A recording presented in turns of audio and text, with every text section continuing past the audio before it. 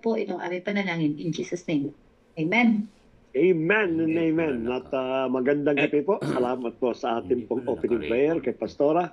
At tayo po ay susunod na, no? At sundan na po natin yung ating pag-aaral. At nakikita po sa screen, paulit-ulit ko po itong inilalagay. Kasi po napaka-importante, sabihin ni helpful itong ginagawa natin if we really understood kung ilan ba yung libro na pinag-aaralan po natin. No? Alam naman po natin na the New Testament, meron po yan 27 na books, at yung Old Testament, meron po siyang 39 na books. No? Inuulit ko lang po para po sa iba po na nakasama po na katulad po ni Kuya Dave. No? Ang total po ng libro ng Bible na kinanonize or yung in-acknowledge mismo ng almost all the religions of the world, yung pong 66 books ang total po niyan. At ngayon nga po, narito po tayo sa New Testament at nasa number 3 po tayo. Pinag-aalaman po natin yung pong sulat. Kung tawagin po kasi sa English yung sulat, epistles, at ang sumulat po ito si Pablo. So 13 books po yan. Yung Gospel, alam na po natin yung Matthew, Mark, Luke, and John. Yung historical book, yan po yung Book of Acts.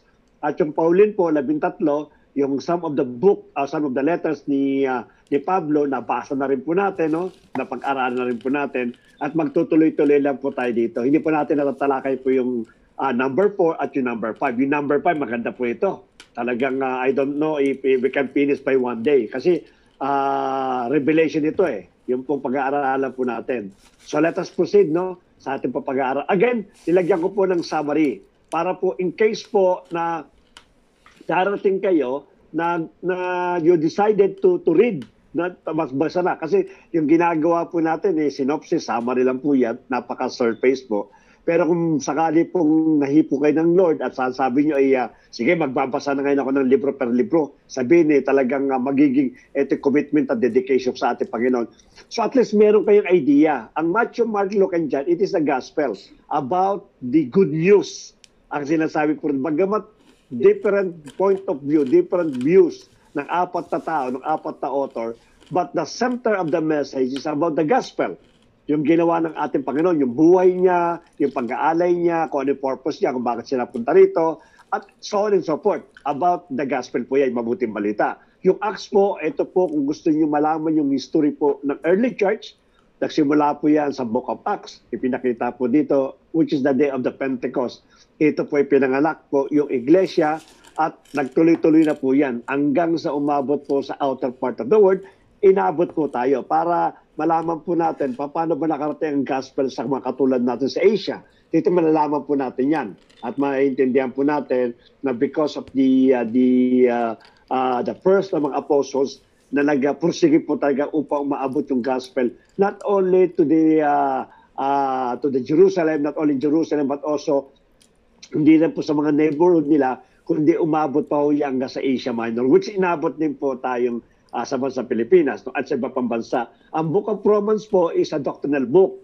Kung gusto niyo malaman po yung mga doktrina na itinuro po sa gospel, which is until now, ay ginagamit po natin, andyan po sa Book of Romans po yan. Yung 1 Corinthians, this is the first letter po ni Paul sa Corinto, at ito po patungkol po ito sa application po ng mga doctrinal teaching na tinuro niya po sa Book of Romans. And then 2 Corinthians po is about the calling, the true calling, kung sino ba talagang tinawag ng ating Panginoon, the character of being an apostles. I-discuss po rito kasi na-question kasi pagiging apostleship po ni Pablo dito. Kaya nagbigay po siya ng mga example, nagbigay po siya ng mga testimony para malaman po ng tao na ang pagiging apostle hindi po ito nakukuha sa ganda, sa yaman, at sa galing na pananalita. Nakikita po ito kung paano po sumusunod sa ating Panginoon. So be it, yung pinatapos po natin. Lastly po, natapos po natin yung Book of Galatians. Ano po ba yung summary po ng Book of Galatians? Ang Galatians po is about the grace versus law. No? Ipinakita po dito na nagsimula kayo sa grace, bakit kayo bumabalik sa law? At ano pagkakaiba po ng grace tsaka sa law? Kaya malalaman po natin yan sapagkat marami pong churches ngayon na nagsimula po sa grace, then later on, nagiging pangapareseyo, na nagiging stricto sa pagpapatupad ng batas, where in fact, nagsimula po sila sa biyaya ng ating Panginoon. Kinakita din po din sa Galatia, yung fruit of the Spirit versus yung lust of the flesh.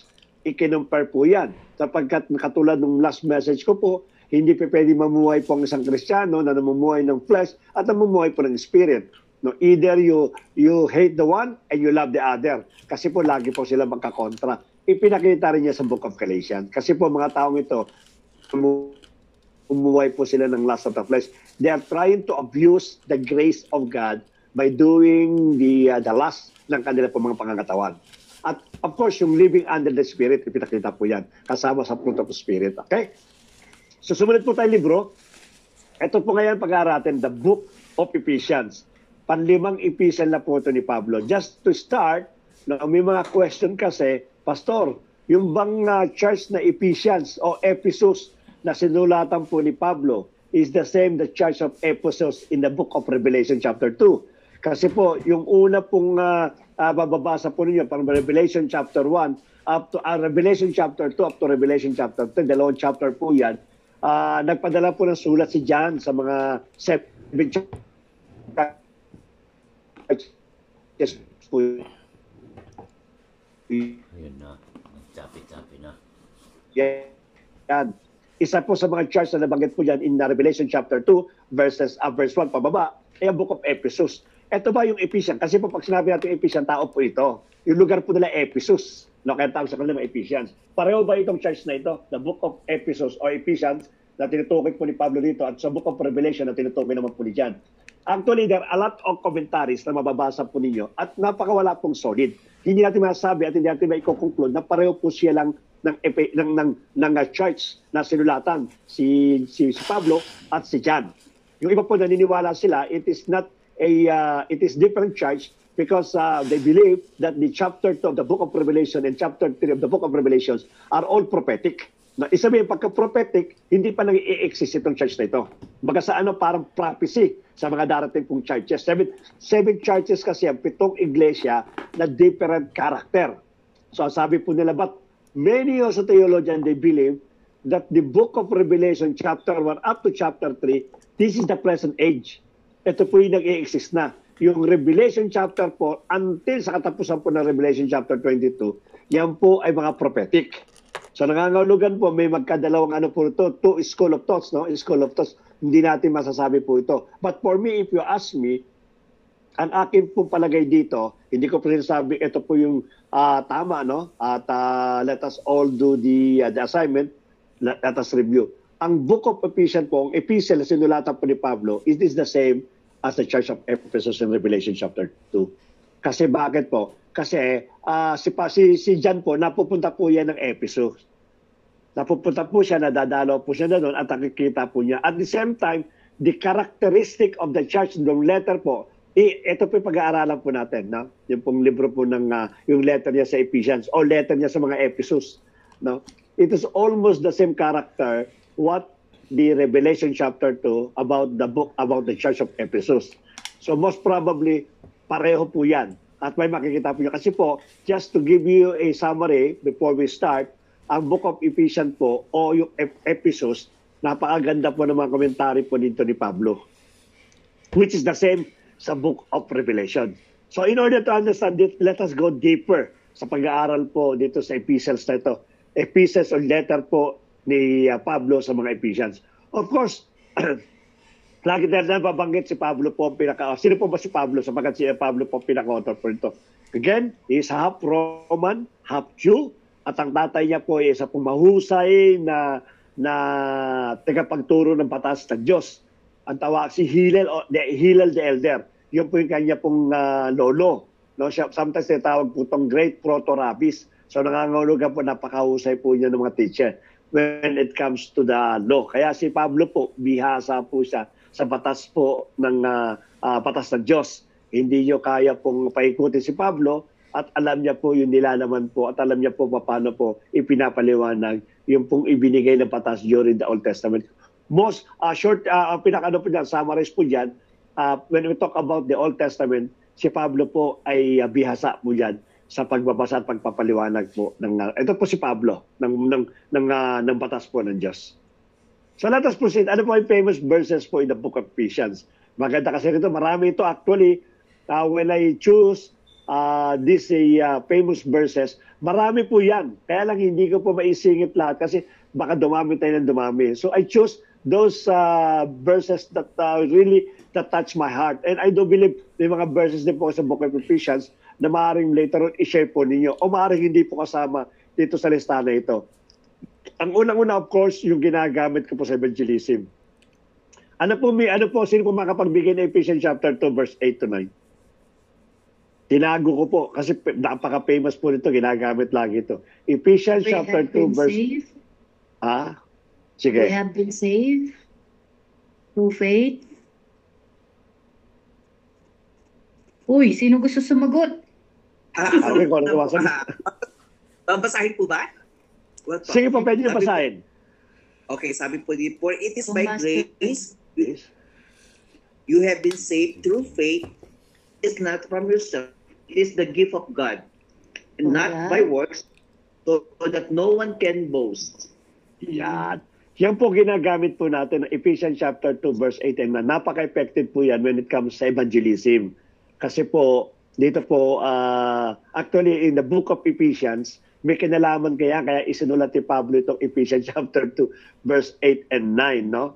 At sabi niya, hindi mo pwede pagmalaki yung iyo pong gawa sapagkat niya po'y walang kinalaman sa kaligtasan. Ang kaligtasan po'y biyaya ng ating pong Panginoon.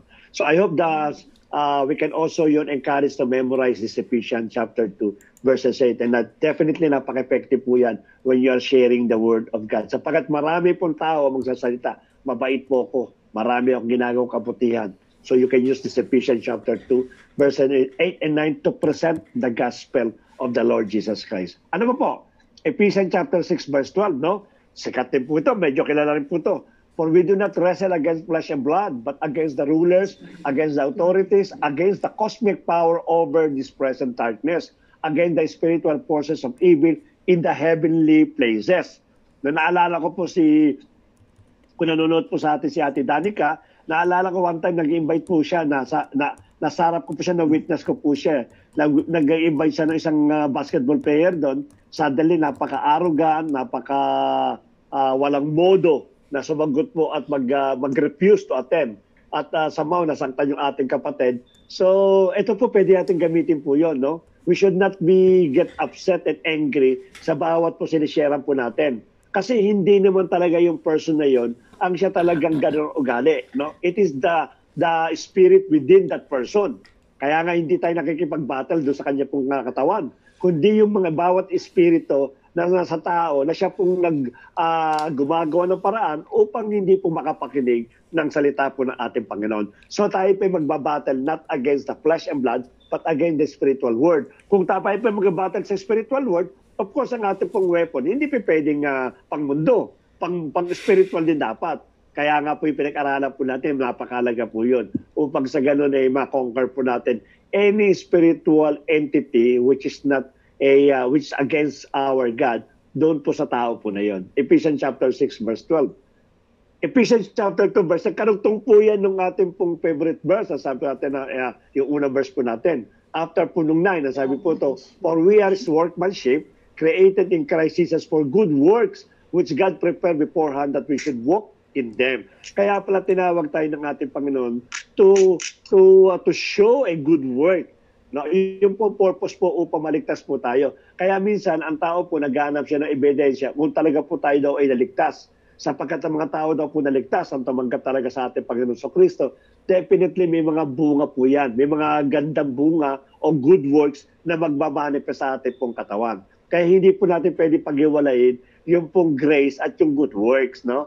When we talk about a Christian life. But when we talk about salvation, of course, it is purely grace. Sinabi na po yan sa ating pong unang verse. Ang kaya paniliwanag pa rin po natin yung kasama yan sa ating pong team. Ephesians chapter 4 verse 32, be kind to one another, tender-hearted, forgiving one another as God in Christ forgave you. Now, there is no condition when we talk about forgiving. No, ano man ang laki na nagawa na kasalanan sa iyo, either ng pamilya po natin, yung ating real family, yung ating kapatiran, o sino man sa mga kasama mo sa trabaho, sa bahay po ninyo, dapat po lagi tayo magpatawad. Kasi yan dapat ang karakter po natin. Pinanggit din po yan sa Ephesians. As you can see, no, yung mga verse na normally kinukuha ko po at mababasa niyo pa sa mga iba pang mga part ng Ephesians, ito po ay patungkol talaga sa gawa. No? Kaya ini-emphasize po rito yung gawa. Mamaya po bakit po ini-emphasize? Katulad ng forgiving, katulad ng loving your neighbor, or loving those people na naka-hurt sa'yo. Andiyan dyan po sa Ephesians po yan, sapagkat may kinalaman po yan sa tempo ng Ephesians. So sundan po natin, put on the whole armor of God that you may be able to stand against the schemes of the devil. Now, hindi ko na po babanggitin yung full armor of full armor of God. Andiyan dyan po yan, yung katulad po ng breastplate of righteousness, yung helmet of salvation, yung ating pong footstool of the word of God. Marami po yan. At yung ating pong sword as the word of God, no? No. Yan po yung mga whole armor of God. Nandiyan po yan sa Ephesians chapter Yes, po, 6, ma'am. verse 11, and so forth. No? Hindi ko na po sinama, kayo na lang po. But definitely, God is encouraging us to put the whole armor of God upang sa ganun, wala pong chance na tayo po ay tamaan ng sibat ng kaaway sapagkat we are completely covered by the armor of God. Ephesians chapter 4, verse 29, let no corrupt talk come out of your mouths, but only such as is good for building up, as fits the occasion, that it may give grace to those who hear. Yung ating pong bibig, lagi natin iingatan. Ang sabi nga, lagi nabanggit natin ni Pastora, life and death is in the power of the tongue. Kaya dapat po ang lumalabas po dyan, encouragement. Kung meron po kayong mga damdamin sa mga ibang tao na nakapaligid sa atin, either yung pamilya po natin, yung kasama-sama o kung sino man, kung meron po kayong sabihin tampo, huwag po tayo magsasalita. Try to close your mouth. Huwag tayo magsalita kasi pag galit po tayo, definitely, wala pong magandang lalabas po dyan. And also, just a reminder, never po tayo mag-curse kahit sino man. Even yan po ay may ibang reliyon. Sapagkat let us remember that all mankind was created in the image of God. So dapat po maging maingat tayo sa ating pong pananalita. Sabi niya, out season, let our mouth dapat po makapagbigay lamang ng encouragement at mga gandang salita lamang po. Okay, let us proceed po sa ating pong synopsis. Yung po pinakamismong summary po ng Ephesians. Ito po ay kasampung libro na po ng Testament. So nangangahulugan kung meron tayong 27, 17 na lang po matitira po dyan. At panglimang libro po ni Pablo. No, panlimang letter po ni Pablo. Sino pong author po ito? Nabanggit na po natin kanina, no?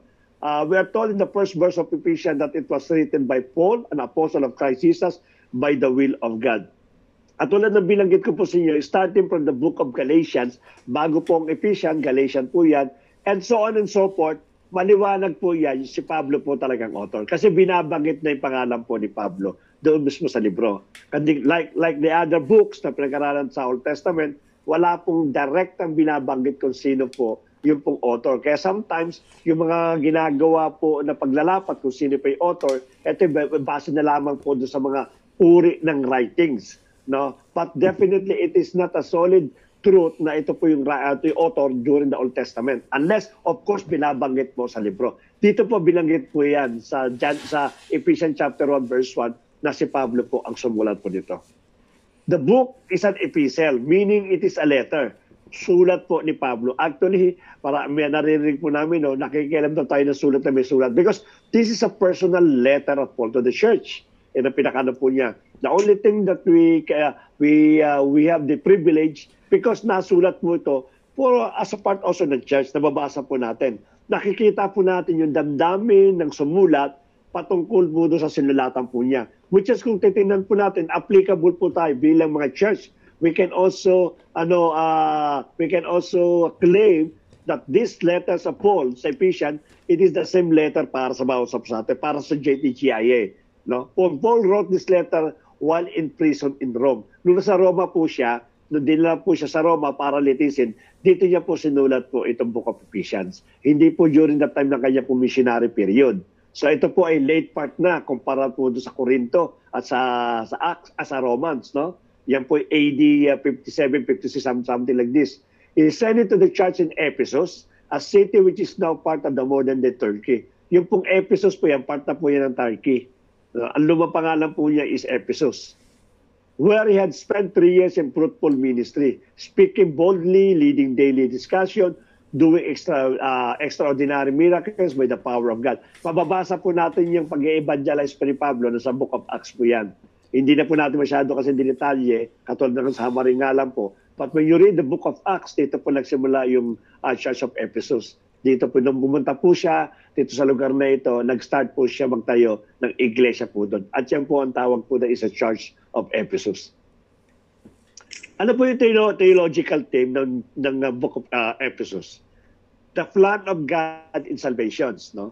Although Paul explains God's plan to redeem people for himself elsewhere, Ephesians chapter 1 verse 3 to 14 is perhaps the most detailed passage in the Bible related to this topic. In this passage, Paul speaks about the election, redemption, adoption or inheritance, perseverance, and regeneration. Now, in chapter 1, makikita po yung lahat po ng bagay na ito. That the salvation is not only belong to the Jew. Kasi po nung araw po, kasi ito ng mga nakaraan po pag-aaral po natin, na they're thinking that the plan of God, na magkaroon po sila ng salvation, ma-restore yung kanila pong kingdom, yung po nakatanim po sa mga Hudyo, sa mga original na Hudyo. Kaya nga po meron silang jealousy. Pagka meron silang nalalaman na nagiging miyembro ng iglesia na hindi po Hebreo, somehow ginagawa nila ng paraan para po makonvert bilang Hebreo. Yun ang ginagawa po nila. Andun yung kanilang pagmamahal, but because of their culture and traditions, na isasama nila yung batas. Yun ang pinakano po do. Kaya somehow para ang nangyari po is in order for you to become a complete part of the family of God, meron kong pinapagawa sa bawat sa atin. Ngayon, ipiniliwanag po dito ni Pablo sa part 1 po natin, sa unang theological theme, na ang salvations belong to all. No? Hindi lang po sa ilang lahi o hindi lang po specifically sa Hebrew, kundi lahat ay tinawag ng ating pong Panginoon. At mamaya po malalaman din po natin sa Old Testament, ando doon po yung kanya pong record. The mystery revealed, no? In Ephesians, the gospel is a mystery. Actually, the church is mysteries po yan. Hindi po yan ipinaalam kahit kanino. No? No one sa Old Testament, na even yung mga prophets and man of God, that somehow nagkaroon sila ng hint that there will be a third type of person, or third type of a people. No? Sapagkat itong araw po, dadalawa lang po ang uri po ng tao. Unang-una, of course, Hudyo, yung tinawag ng Diyos, sineparate ng ating Panginoon. And beside from the Hudyo, kung hindi ka Hudyo, lahat po yan ay Gentiles. In general po, Gentiles ang tawag niya, mga hintil. No? Pag sinabi natin hintil, ito yung mga unbeliever. No? May tinatawag tayong believer, which is mga Hudyo, sapagkat silang po tinawag po ng ating Panginoon to experience the presence of the true living God. At ang mga iba po doon, beside that, mga hintil na po tawag po yan. And during that time, there is no idea, this prophet ng mga tao na ito, na may panibagong uri ng tao lalabas. At yan po yung iglesia, the church, through the power of the gospel of the Lord Jesus Christ. Kaya wala po sila idea po dyan. The author understands his word to be the proclaimed, the content of this mystery with boldness, so that the church, as well as the rulers and authorities in the heavenly places, may know God's will. And even the angel, no? They don't know this thing. Kaya let us remember and let us always put it in our mind na tayo po yung church ay napaka-importante po sa atin. Napaka-importante po tayo sa ating pong Panginoon. Hindi lang po tayo church, tayo po magiging bridesmaid. Kaya napakalaga po ng papel po natin. The content of the revealed mystery is that the Gentiles have become fellow heirs. Yung Gentile maniniwala at yung Judean maniniwala, they become members of the new society and shares in the promise in Christ, Jesus Christ through the gospel. Kaya nga po lagi pinagmamalaki po ni Pastora na tayo po mga hintil na tinawag po ng ating Panginoon upang maranasan po yung kanya pong biyaya. Tayo raw po ay naging tagapagmana rin ni Abraham. No? Yung pinakamaliwanag po doon. In fact, si Abraham po ay hindi po siya Hudyo. Originally, hindi po siya Hudyo. He became Jew when God called him to start a new race. At yun po yung mga Hudyo nga po. Relationship between election and ethics. Ito, tatandaan po natin. Ito, maganda kasi ito eh. Both in Ephesians chapter 2, verse 4 to 10, and in the latter part of Samuel, the grace of God and the good works of human beings are bound together. Hindi natin pwede pag-separatein po yung pong grace at yung pong good works. Lagi po kasama, katandem po lagi po yan. But again, I would like to emphasize no? Because dito po sinusulatan ni Pablo mga Kristiyano. Nangangahulugan po, they already accepted the Lord Jesus Christ as their Lord and Savior. Part na po sila ng family po. Kaya pong ginagawa po niya, yung biyaya, pinapaalam niya, yun ang dahilan kung bakit kayo naging member of the family of God. Pero meron pang kasunod yan, which is also the good works. Kaya nga binanggit niya po doon sa Ephesians chapter 2 verse 10. Sa good works po yun. But when we talk about salvation, never po yung i-include ang good works. There are so many churches that teaching that kinakalangan gawin mo muna itong mga bagay na ito. Kinakalangan makita mo yung mga bagay na ito para patunayan na ikaw, para malaman na ikaw ay ligtas o ikaw para ikaw ay maligtas. Hindi po yun. Yung po sinasabi nating work your own salvation, it is not about working your own salvation, no? Hindi po literally ganun pong ibig sabihin po noon. Ang working your own salvation, it is almost the same ng Ephesians chapter 2 verse 10. Nangangahulugan that your salvation will show good fruit, no? Kailangan makita kayo working your own salvation. Ibig sabihin, yung grace mo ipakita mo upang makita ng mga tao na indeed that you are really a part of a family of God. But when we talk about the salvation itself, the word salvation, yung pangkaligtasan po natin, wala pong kinalaman ng good works po doon. No? Para malinaw lang po. Na baka sa punto na ituro po ni Pastor na yun daw pong grace at salvation, grace at good work, lagi daw po makasama yan. Kaya when you're sharing about the salvation, for those people that not yet accepted the Lord Jesus Christ, huwag po nating haluan ng good works. No? Or else, yung kanila pong ginagawa dati, ma-justify po yan. Maaari yung pong kamag-anak, sinisharean po natin ng kinakalangan ng good works. Baka naman iba to sa atin na mas marami pa nga ako nagagawang mabuti kaysa iyo. Hindi mga ako po iligtas. So hindi po din nakabase. When we talk about salvation, let us always focus on the grace of God. But when we talk about a Christian living, let us talk about the grace plus the good works that kinakalangan na malaman po ng bawat isa. Unity of the church, no? The word church occurs 9 times in Ephesians. Napakarami po yan na binanggit po yung unity. The highest number of occurrence in all Paul's letter except 1 Corinthians. Sa 1 Corinthians, marami rin po kasi binanggit na unity yan. Because of Christ's sacrifice, the dividing wall of hostility has been broken down. Ephesians chapter 2, verse 14. The result is that God has created one human in place of two. Isabihin, wala na pong Hudyo, wala nang Gentile. No? So making peace.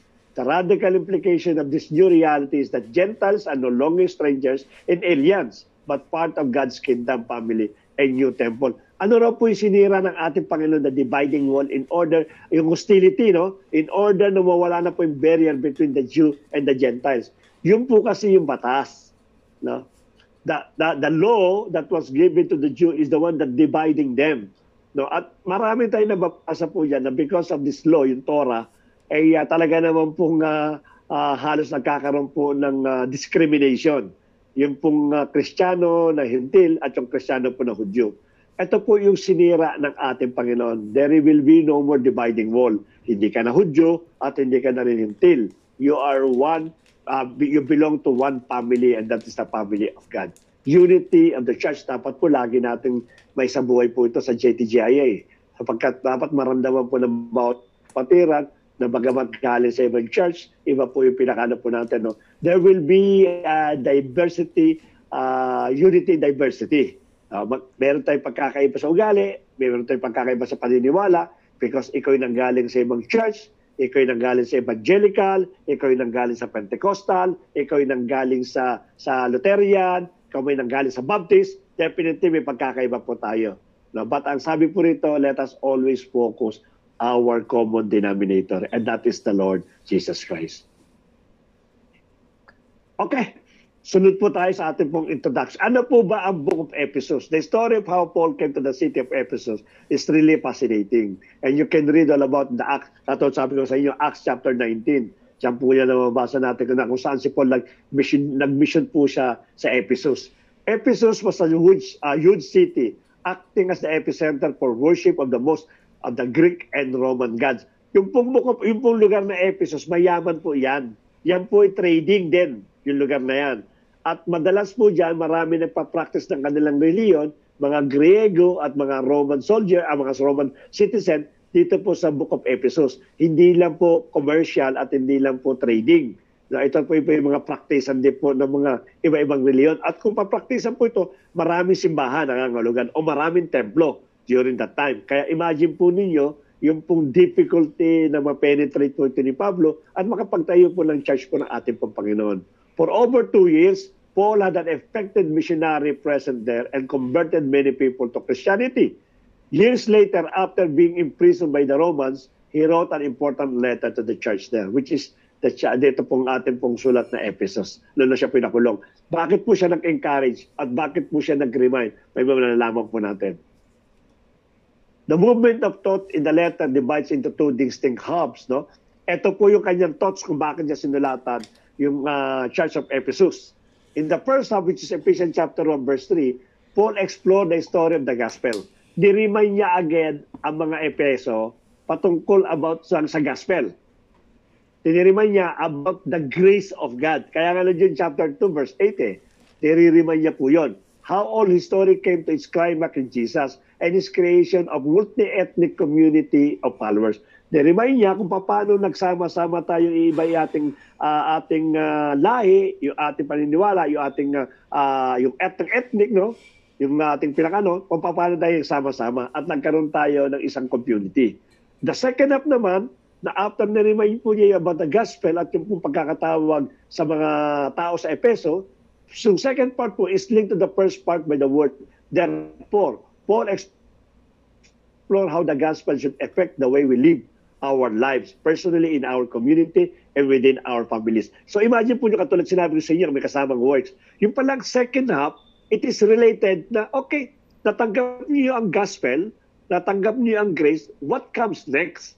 At sinabi nga ni Pablo sa Ephesians chapter 4 up to chapter 6, kung ano yung magiging epekto nito sa bawat sa pusatin. Kaya nga, wag nating kainipan o wag nating kainisan yung bawat kapatiran po natin na naghahanap sa atin ng bunga. Sapagkat normal lang po talaga nahanapan po tayo ng bunga. Nakatulad ng paghahanap ni Pablo dito po sa mga Epeso nito. No, hindi na pwedeng matigil po tayo sa pagtanggap ng gospel and that's it.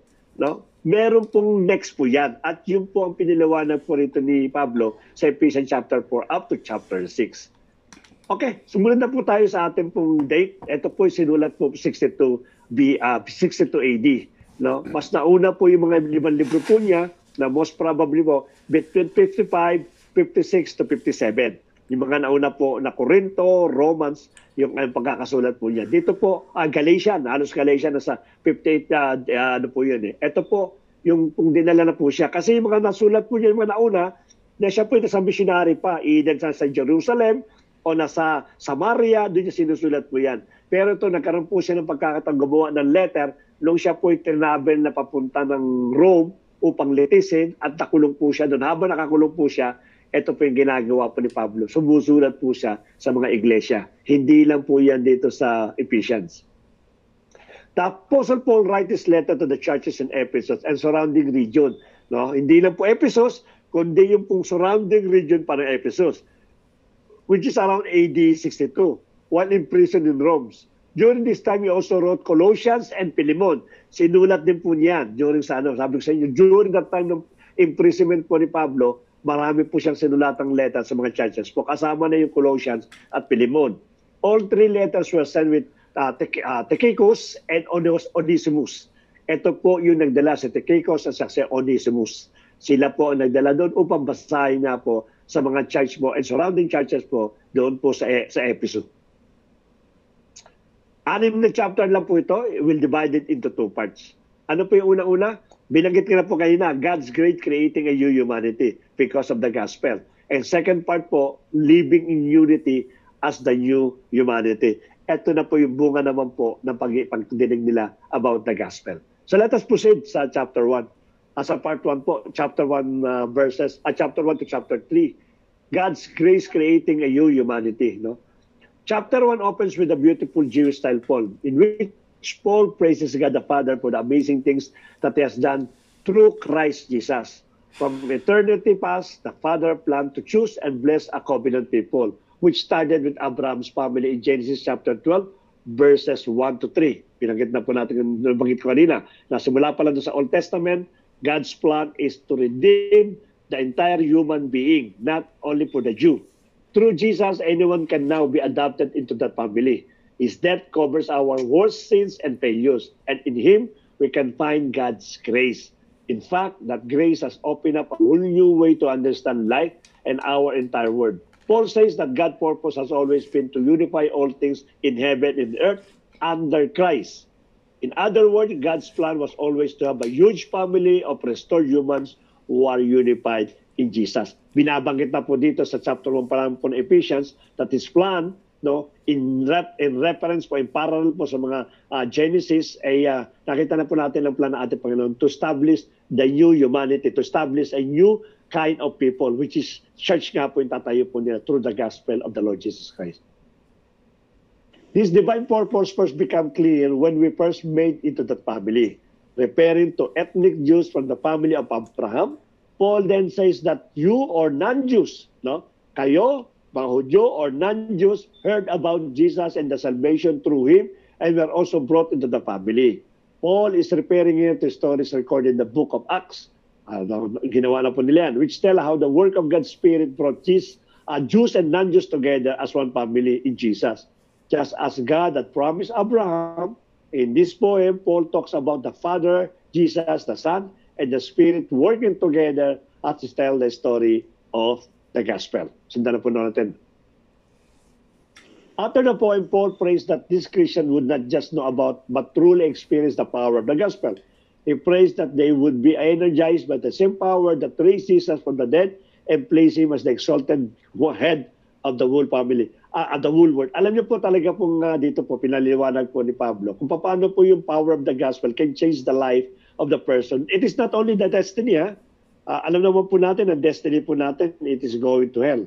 Ang gospel po is not only changing our destiny, but it is changing our life. Kaya nga napakadali pong sabihin, katulad ng akin pong ipinakita na conclusion sa akin pong message, when the disciple is asking, Panginoon, sino ba mga kakampi natin? Sino ba ang mga kakampi natin? Ang binanggit ng ating Panginoon, by their fruits, you should know them. Malalaman mo sila sa pamamagitan po ng ating sa pamamagitan ng kanila pong mga bunga. Ito po yun, sinasabi nila that the power of the grace, that the power of the gospel, not only change the destiny of the person, but also that change the life of a person. Kaya talaga may impact po talaga yung gospel, Kaya nga lagi natin sinasabi na it is the word of God that really changed the hearts of the people. And that is the power of the gospel. Kaya nga titingnan po natin, napakalaga po lagi yung pag-share ng word of God. Sapagkat yung po talaga pwede magbago sa atin. Kung may mga kapatid po tayo na nasenggero, may mga kapatid tayo palabura, may mga kapatid tayo na talaga ng pasaway, may mga kapatid tayo kung tawagan black sheep. Hindi po natin pwede baguhin sa magitan po ng pagkalit natin, pagdisiplina natin pagkat ng ating mga allowance, o pagkamagitan po ng pag-i-ignore, o sa magitan po ng mga kaparaanan po ng tao. Hindi po. The only thing that will change the life of that person, ng mga mahal po ninyo, you have to share the gospel. You have to share the word of God, sapagkat yan po ang power po ng ating Panginoon in order magkaroon po ng conviction at mabago po yung puso po ng tao. This is what Paul explained dito po sa chapter 1 to chapter 3. In chapter 2, Paul elaborates on key ideas from the poem. Beginning with God's grace, he retells the story of this non-Jewish Christian who came to know Jesus. Before hearing about him, they were physically alive, but spiritually dead. They were trapped in a purposeless life of selfishness and sin, deceived by dark spiritual forces of evil. But God, in His great love and mercy, saved them, forgiving all their sins and joining their lives to Jesus. Resurrection life, now having been created as a human being through Jesus, they have the joy of discovering the new purpose and task God has for them. Nagbigay kasi ng magandang example po si Pablo dito na kung saan yun daw pong tao na bubuhay, pagamat buhay, wala naman daw pong tunay na talagang buhay, yung meaning ng life. Wala siyang purpose, selfishness, and sin, and so on and so forth. Yan po talaga po ang tao. Yan po ang condition po ng isang tao po na hindi pa part ng pamilya po ng ating po Panginoon. In Paul's story, these new Christians have not only shown God's grace, but they also been invited to a new family. Before hearing about Jesus, non-Jews were cut off from God as well as His covenant people, the family of Abraham. Ay, eto po, no, linawin ng protest. From the Old Testament, nagkaroon kasi ng cut yan eh. No? Pinutol na ng ating Panginoon yung relationship niya sa mga Hudyo, which is in the last book of the Old Testament po yan. Kaya po nagkaroon po ng 400 years of silence before the New Testament came, because this time, hindi na po ang Diyos makikipagdeal sa mga Hudyo lang. No? Hindi po dahil napikon po siya, hindi po dahil sa nagalit po siya, pagkus yun po talaga ang plano ng Lord, the entire humanity. Kaya this time, hindi na siya nakikipag-deal sa isang nation lamang. Sapagkat darating ng ating Panginoon Kristo, that will be the bridge for all humanity upang ilapit po sa ating pong Panginoon. Yun po nangyari po dito. Never po iniwan ng Diyos ang bansang Israel. Hindi po totoo po yun. At pag sinabi nilang, kaya tayo nagkaroon ng bayan, nagpapasalamat kami sa Israel kasi iniwan na sila ng Diyos. Hindi po. At the end of the day, makikita po natin sa Book of Revelation, sasagipin pa rin po ng ating Panginoon ang bansang Israel. At dito po, hindi lamang po Gentiles lang naging church eh. Kasama po yung mga Hudyo na na-convert. Kaya nangyari lang po is the calling now, it is not only for the Jew, but the calling is for the entire human being na po pinakano po yan. In Jesus, however, the law of the Torah have been fulfilled and the barrier removed. The two ethnic groups can now become, as Paul puts it, a new, unified humanity that lives together in peace. Paulit-ulit po ito sinasabi po ni Pablo, no? Maliwanag kasi dito because let us remember, during that time po na kanya pag-minister, na it is really the original Jew really affecting all those Christians, yung mga Gentile na Christians. Somehow, because alam ng mga Gentiles na nagsimula talaga sa Hudyo, yung pong pagtawag ng ating Panginoon, because it started from the Jew during the day of the Pentecost. No? Ang akala talaga nila, para bang somehow, may malaking bentahe o may malaking credit pag ikaw ay Hudyo na Kristiyano. Kaya kung ano man sabihin ng mga Hudyo na Kristiyano, especially mga leader, mga original na Hudyo, it's so easy for the Gentile Christian to believe and to practice. Kasi siguro ang ginagawa ni Pablo dito, they keep on reminding all those churches na pagdating sa Panginoon, wala nang barrier. Hindi mo sabihin na mas mataas siya kasi siya, Hudyo siya, kaysa ako, Gentile. Wala na po, walang barrier po ito. Yun ang lagi niya pinaliwanag in order for them to prevent. Katulad na nangyari po doon sa Corinto, sa Galatians, no? Na kung saan nagsimula kayo sa grasya, nauwi naman kayo sa batas bandang uli. Because someone influenced you for doing these things, no? Hindi po tagatama po yun. At dito po nire-remind po sa, you are unified humanity. Na wala pong mataas sa inyo, walang namumulo, pagko sa harap ng Diyos, pantay-pantay po kayo. In chapter 3, Paul goes on to marvel of the unique role he has had in the spreading the gospel to the Gentiles, even though he has been imprisoned for it. Paul thanks God for the chance to see the covenant family grow. He closes this first half of the letter with another prayer, this time asking that the people be strengthened by God's Spirit and grasp the love of Christ. Ito po yung pinaka-first part po na ating po na pag-aralan. Let us go with the second part. Living in unity is the humanity, as a new humanity. In the second half of the letter, Paul shifts gears and begins to challenge the Ephesians to respond to the gospel with how they live out their own life stories. Ito na, sinip na po, no? Pinaliwanag na yung gospel, pinaliwanag na yung church, but this time, ano ang purpose mo bilang part ng iglesia? In chapter 4, he begins by focusing on the everyday life of the church.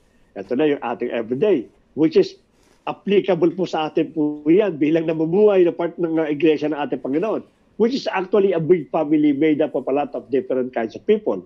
He emphasized that even with the differences, they are one. Di-specify po niyan. Pinagit ko na kanina, it doesn't matter ano pong pangalan po ng banner ng church po ninyo. It doesn't matter kung ano po, saan kayong sekta nakakonekta, kung ano po yung mga sekta at yung mga mga denomination po ninyo. The most important po, tayo po sa harap ng Diyos ay isa. Tinawag po tayo ng Panginoon. This is the key word in this chapter. They are one body, unified by one Spirit, with one Lord, and one faith, one baptism, to one God. That's a lot of unity. No? Hindi po sinabi dyan na one teaching. Hindi po sinabi dyan na one doctrine. Sabi po dyan, one Spirit, one Lord, one faith, one baptism to God.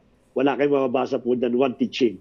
Sapagkat alam ng ating Panginoon, somehow along the road, marami po magbabago po ng teaching. Kaya hindi niya po inilagay po dyan yung pagiging unity po natin. Inilagay niya po yan sa kanya po bilang Panginoon, yung pananampalataya na siya pong ipinangaral ng mga apostol at yung baptism po, no? Yung tinuro po ng pagbabautismo sa ating pong tunay na Diyos. But unity does not mean uniformity. No? Let us separate the word uniformity to unity. Binanggit ko na kanina, yun ay yung pong unity in diversity. Hindi po unity in uniformity. Kasi po pagka-uniformity po, hindi tayo magkakasundo po niyan. Bakit po? Kasi paglalaban mo kung ano yung pinag-ano mo gusto mo ganito, gusto mo pare-pareho tayo. Hindi po. No, unity in diversity. Iba-iba po, pero tayo po nakakaisa sapagkat isa po yung Diyos po natin. Paul explore how Jesus' unified family consists of lot of different kinds of people. Different kind of people, of course, different kind of attitude, different kind of character. Of course, kasama po na po yan. All empowered by the one Spirit to use the unique talents and passion to serve and love one another and build up the church. Paul develops two related metaphors here. The church is the new temple, and these communities form a new humanity. A body of people with Jesus as their head. This new human body is the main theme that Paul develops through the rest of the letter. Mamaya po, tandaan niyo po yung word unity sapagkat meron po tayong question po dyan. Paul challenges every Christian to take up their old humanity. It is a big challenge. And also it's a challenge for all of us na yung ating pong old humanity, yung ating pong old self, na yung pong ating pong sabihin na, alam niyo may mga Kristiyano po, madidinig po kayo pagka po nanita ng kapatiran during the church, pastos mo talaga. Pag sinita po kapatid, kasi yung pagsita mo hindi maganda. Hindi, pastor, ganyan talaga ako eh. Kahit ugali ko eh. Sabihin, pinagmamalaki nila yung dati lang ugali. Hindi po tama po yun. Now that is the old nature, the old humanity. At ang sabi po rito, uubarin mo yan. Bakit po? Anything that will divide, anything that will be offended, your brother and sister, bagamat ugali mo na yun. No? Bagamat nakalakihan mo na yun. Bagamat nasa tama ka. No? Nasa tama ka. No? If you feel that your brothers or your sister will be offended, dapat po daanin po natin sa manmanay. Hindi po natin dinadaan yan sa dating ugali po natin na pagiging tough at pagiging rude. No? Nilalabas ko lang naman yung sarili ko kasi ito ako eh. Hindi po tama po yun. Sapagkat kung sinabi natin na ito ugali natin, nilalabas mo lang talagang sarili mo, nangangahulugan, hindi po nag-effect sa iyo sinabi ng ating Panginoon that you are a new creation, a new creator, a new creation. Kaya dapat po hindi po natin ganun. Like a set of clothes and put on the new humanity. Para doon nang tatanggal ka ng damit. Restoring the image of God. Paul continues with a long section that compares the sins of the old to the actions of the new humanity. Instead of lying, these new humans speak the truth. Rather than harboring anger, they peacefully resolve the conflicts. They generously give instead of stealing. They encourage others instead of gossiping. And they forgive instead of getting revenge. Rather than continuing the action of the old humanity, believers can come under the influence of God's Spirit. They express this new influence in a few ways, like singing alone or together with Jesus' followers. The third sign is being grateful for everything, and the fourth is putting themselves under others as to elevate them as more important. Ito po yung mga bagay na dapat na po natin hindi na ginagamit o hindi na natin nagiging ugali sapagkat tayo binago ng ating pong Panginoon. Paul expanded on this fourth sign of the Spirit by describing how it works in a Christian marriage. Pagkatapos po niyan, nagbigay po ng example si Pablo para malaman po natin yung pong sequence ng authority within the body of the church. A Christian wife is to respect and allow her husband to be responsible for her. A husband is the head of the family. The husband is the head of his wife. Yun ang sinabi po dito. While the Christian husband is to love his wife and use his responsibility to lay down his life and prioritize his wife's well-being above his own. Na ipinakita po dito yung relationship ng husband at ng wife. Yung husband daw po bilang pinaka-head, kinakalangan po protektahan mo asawa mo, kinakalangan na gagawin mo kung ano yung the best sa asawa mo, ipararamdam mo kung ano man yung mga bagay na makapagbibigay sa kanya encouragement. Yung po ang trabaho po ng husband. At yung wife naman po, sabi po niya, you should respect your husband.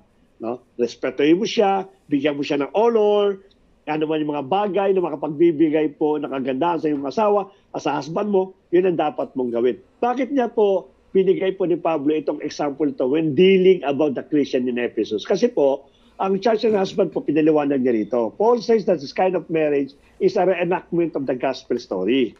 No, the husband actions mimic Jesus. Si Jesus pala yung husband. No? The loving self-sacrifice. Ibinigay po ng husband, which is the Lord Jesus Christ, which is binanggit na po ni Pablo po yan sa unang slide po natin, yung lahat ng bagay para daw po sa ikabubuti ng kanyang asawa. Para daw po sa ikaliligtas ng kanyang pong asawa. He's willing to give his life, yung husband po, for the sake ng kanyang pong wife. At yung pong ginawa po ng ating pong Panginoong Kristo, representing as the husband. Siya po at siya rin po pinaka-head, no? Siya po pinaka-head po bilang siya po yung nag-establish ng marriage, no? While the wife actually represent the church, allowing Jesus to love her and make her new. Ang church naman po pala, parang tayo. Yung pala pinapaliwanag po ito. Ito yung relationship natin. Ang head natin, ang ating Panginoong Kristo, hindi si Pablo, hindi si Apollo, o sino man natatayong leader sa iglesia po ninyo. Ang pinaka-head po natin, yung pong nagbigay ng buhay, ang ating pong Panginoong Kristo. At bilang tayo yung mga church, tayo asawa, ang response naman natin is, ibigay naman natin yung honor, ibigay natin yung glory, ibigay natin yung respect doon sa ating pong husband.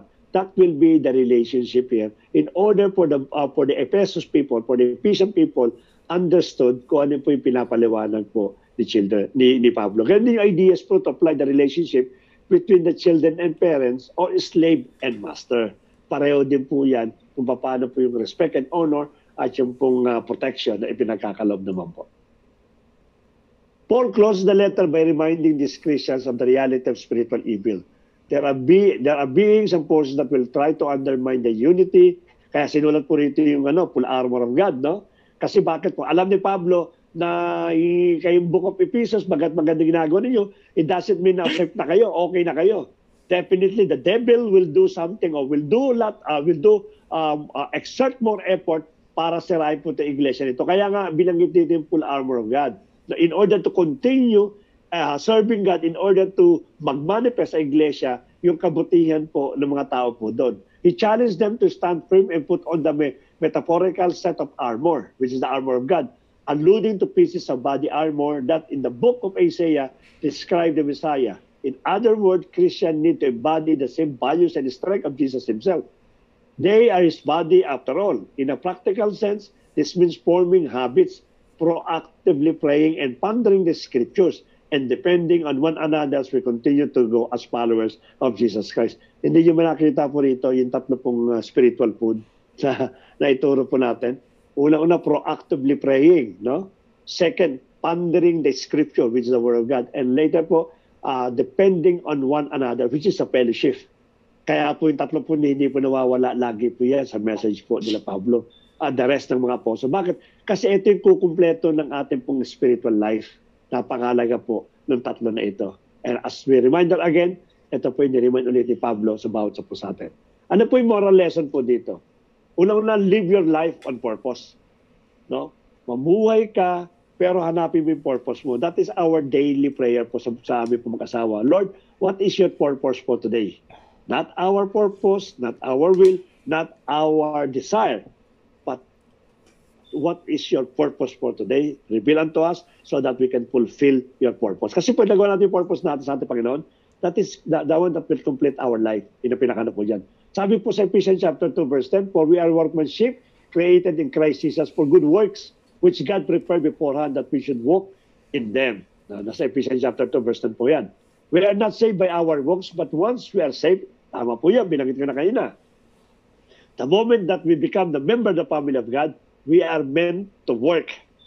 Ephesians chapter 3 verse 20 says, we are His workmanship created in Christ Jesus for good works. Nilikha tayo, tinawag tayo, naging part tayo ng ating pong pamilya sapagkat ang purpose po niya to produce good works about buhay po natin. We are meant to get to work serving. Alam niyo po, when we talk about good works, there is no diploma that we can achieve, that we can complete these good works. Good work, it is a continuous manifestation of our life. Hindi sabihin, tapos na ako yan, marami na ako nagawang good works. Wala po. Wala pong gumagraduate sa paggawa po ng mabuti bagay. Yan po ay continuous po until na dumating po ang ating pong Panginoon. You have been uniquely wired and placed uniquely in your family, community, school, job, and church by God. Are you living your purpose? That's a big question, right? Are we living our purpose? Yung pagkakatawag ng ating Panginoon sa ating pong church, sa ating pong community, higit sa lahat sa ating pong family, sa ating pong trabaho. Are we living our own purpose? Are we living God's purpose in our life? Dapat po laging tanong po natin po yan. Kasi minsan yung purpose po natin, hindi na po, purpose po ng Lord sa bawat buhay natin, natatabunan po ng purpose po natin yan. Let us always ask and seek what is the purpose of God in every day of our life. Ano po yung theology? God is able to do far more abundantly than all that we ask or think. It is more pa. Kung isipin po natin, He can give you more than you expect, no? If you are truly following the Lord Jesus Christ. Now to Him who is able to do far more abundantly than all that we ask or think, according to the power at work within us, which is also the Holy Spirit. Ano po sabi po rito? The word do is an action word, but it is not completed yet. No, sabi po doon, do, but not yet completed, because hindi pa nagkakaroon po ng action. God is able to accomplish or do something in the future. Yun po yung do. This triple emphasis of the words far more abundantly intensify the abundance that is possible through God. God's ability exceeds any number, measure, or degree that we can humanly expect. What God can do is not ordinary. It is an extraordinary and in excess compared to what I can do on my own. Sabi nga po dyan, lahat tayo binigyan po ng potential to exceed what is our limit. Don't limit yourself. One of the preachers said that the only problem with the Christian today is because they limit themselves. The moment that you limit yourself, then you will accomplish only limited. Sapagkat may limit lang eh. But the moment you accept the reality that you are limitless, that you can exceed far more than that's what you expect po ninyo, then of course you will accomplish far more than your expectation. Ganun lang po ito. Sa matter lamang po ng convincing ng inyo po mga sarili at pananampalataya sa ating po Panginoon. God cares about how we spend our time. No? Look carefully then how you walk, not as unwise, but as a wise. Sa 16 po, making the best use of the time because the days are evil. Therefore, do not be foolish, but understand what the will of the Lord is, which is Ephesians chapter 15, verse 15 to 17. Paano pa natin gagamitin effectively ang ating pong oras? Ephesians chapter 15, verses 15 to 17. Hanggang chapter 6 lang tayo na. Ephesians chapter 5 po. Ephesians chapter 5. 5. No? Tingnan po natin, no? The only thing that we have right now is time. Marami tayong time. Every day, when you sleep, when you wake up, lahat po yung available all yung time. Ang problema lang po, how can we do effective use of our time? Marami po nagsasabi, ganito dapat, plano mo dapat ganito, dapat may listahan ka, dapat ganito. Marami po tayo sinusulat in order to consume our time in a day effectively at productively. Yun po madalas po sinasabi natin. Even sa mga company po natin, they're planning everything in order to become productive sa ating po mga trabaho. Kasi nga po, time is money. Tama po yun. Agree po ako doon. No? Pero let us remember kung paano po tinuro ni Pablo na maging effective yung ating oras. Ito po yun. Time management for a Christian begins with our time spent with God. That is the most effective time that we can, that we can have. The most productive time. Our time to spend with God. That's it. Yun ang pinakamalaga po dyan. Why? Because how we will know how to spend our time, what we should commit to, and what we should say not to. If we are not in a communion with God, we need to understand His will, and that comes to the reading of His Word and prayer. Again, reading of Word of God and prayer. Because the moment that you know what is the effective time, no? At tayo makakalaman lang po natin when we spend our time with God. Ang Panginoon lang siya magbibigay po ng liwanag at kakayanan sa ating paano natin magagamit effectively yung ating pong oras. There is a spiritual battle that cannot be avoided that all believers are in. Normal naman po yan. Alam ng bawat sa atin po yan. Always na yun po yung nasa spiritual battle. Put on the whole armor of God that you be able to stand against the schemes of the devil, which is mabasa pa natin sa Ephesians chapter 6 verse 11. In order for these people, the Ephesian people, prevent falling from the grace of God, kinakailangan daw po lagi nakasuot yung full armor of God. Paul spent 5 chapters in Ephesians talking about all Jesus did for us on the cross and on the way a believer is to conduct themselves. 5 po yan, chapter 1 to chapter 5. And so on sa chapter 6, magkaiba po. And so on, in light of all this, there is a call to be strong in the Lord and take stand against the devil and his schemes. And that is the full armor of God. Paul calls prayer because our battle is not against flesh and blood, but against evil, and we cannot fight this battle and have victory without the armor of the Lord. Napakalaga po yan in order to withstand the temptations that trying, to destroy our faith. God bless po and see you next Monday po. Amen. Amen. Okay, maraming salamat po, Pastor Bernard. At nakatapos na naman tayo ng panibagong book, ang Book of Ephesians. Ayan. Madalas po ginagamit natin yung, di ba, yung Ephesians chapter 2, verse 8 and 9, kung saan tayo naligtas, bunga ng grasya ng Panginoon, sa pamamagitan ng ating pananampalataya. Ito daw po ay regalo galing sa Diyos. Hindi daw po dahil sa ating mga mabuting gawa, kundi dahil puro sa biyaya ng Diyos para hindi daw po tayo magmalaki. So, ito pong mga napag-aaralan natin, mga natututunan natin, ay wag po nating gamitin ipagmalaki na tayo'y maalam sa Bible. Kasi uulitin ko po yung conclusion ni Pastor Bernard.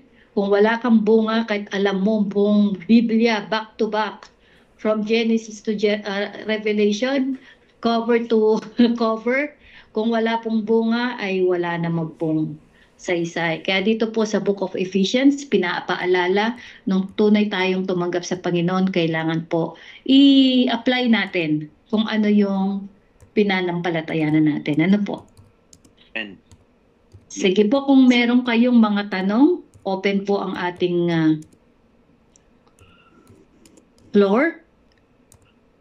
Sige, titingnan ko po kung may mga questions kayo sa mga nagtatype dyan. By the way, welcome po Kuya Jomel. First time po umano ni Kuya Jomel. Welcome po Kuya. Good evening po. Rinig niyo pa ba ako? Ay, opo, napakalinaw po. Wali na po. Sige po, kung may mga tanong po kayo, medyo hindi kayo naunawaan o meron kayong gustong i-clarify, meron po kayong gustong idagdag o ano man po yung narinig natin na na-inspire tayo na pwede po natin siguro mong i-share.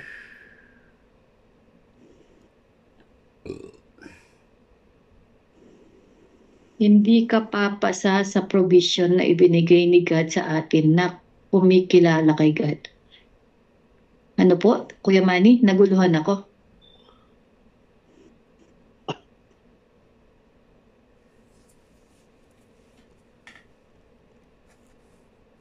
Naguluhan ako, Kuya Manny. Gutom yata ako eh. Paki-retype po, paki-rephrase para maintindihan po natin. Sige po, sino po pong may tanong dyan, may dagdag? Baka medyo may nagkulang lang. Baka hindi ka papasa sa provision na ibinigay ni God sa atin kung hindi ka kumilala kay God. Baka siguro yan. Okay. Kasi pinag-usapang provision eh. Pareho kasi kayong magsalita ni Kuya Manny, kaya kayo magkaunod mo. Alam niyo, meron po ako nabasa dito. Actually, lagi ko itong naririnig. Pero ngayon, mas nabasa natin siya. Nasaan ba yun? Sa Ephesians 2. Ayun. Di po ba lagi nating, Ate Rona, yung palagi nating dapat alam natin yung state natin, yung status natin sa Panginoon, hindi ba? Ang ganda nito, sa Ephesians chapter 2, verse 6. And God raised us up with Christ and seated us with Him in the heavenly realms in Christ Jesus. Napaka, mind-blowing owing para sa akin. Ngayon nabasa ko siya ulit. Kasi andito ako sa lupa, physically, nabubuhay, pero nakaupo na ako kasama ni Jesus Christ dun sa luklukan niya, sa langit. Di ba? Tingnan ko sa Tagalog. Kasama na tayo dun. Nakaupo pala tayo dun. Pambihira. Grabe naman to, oy. Masyado lang ako na-amaze. Ang ganda eh.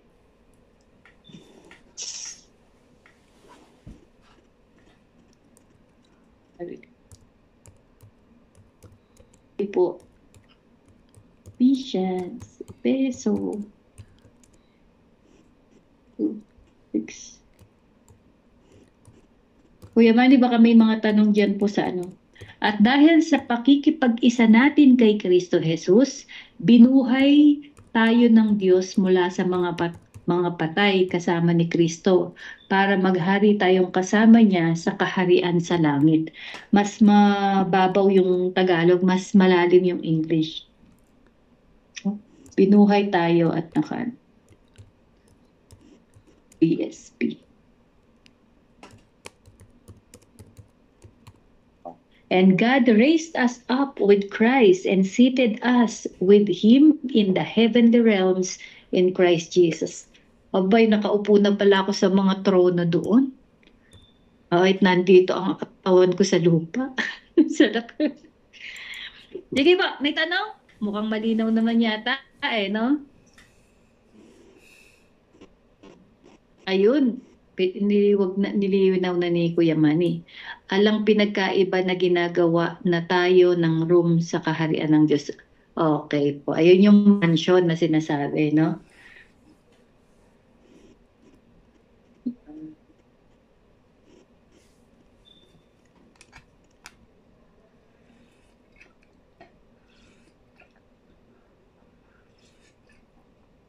Natuwa naman ako sa Ephesians na ito. May tanong po ba sa sa live, Kuya Manny? Palinaw tayo? O yan.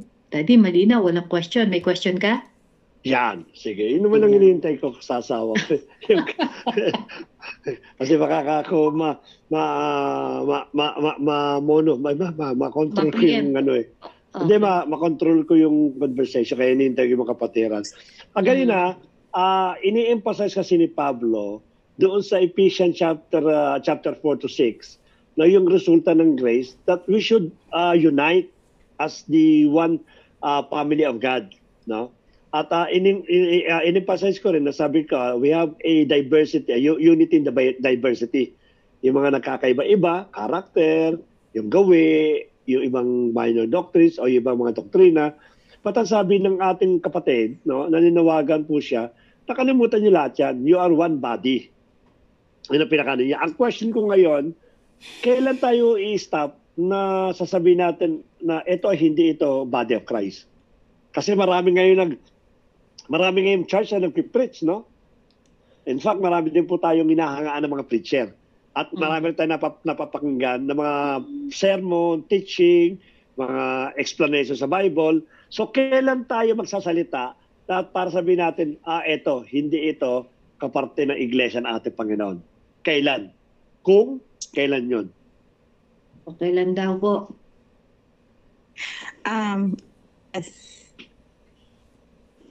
If the church is not Christ-centered church, if it's not Jesus Christ-centered church, dun po, I think, red flag na po sa akin yan.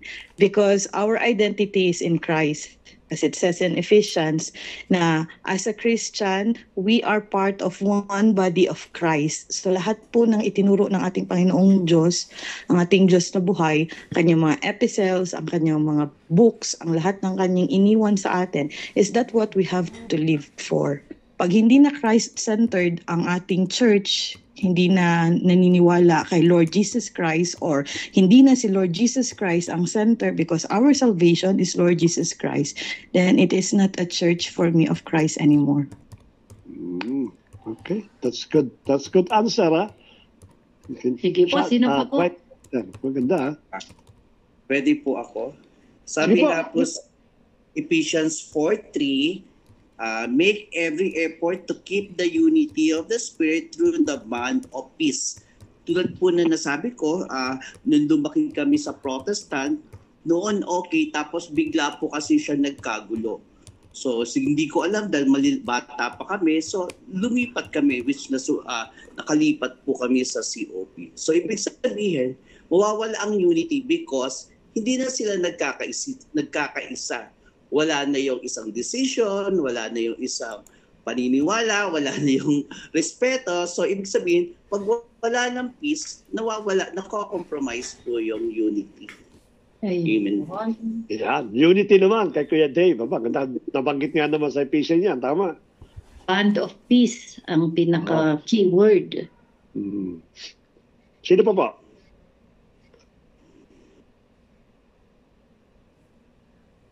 Meron pa po? Kuya Richard?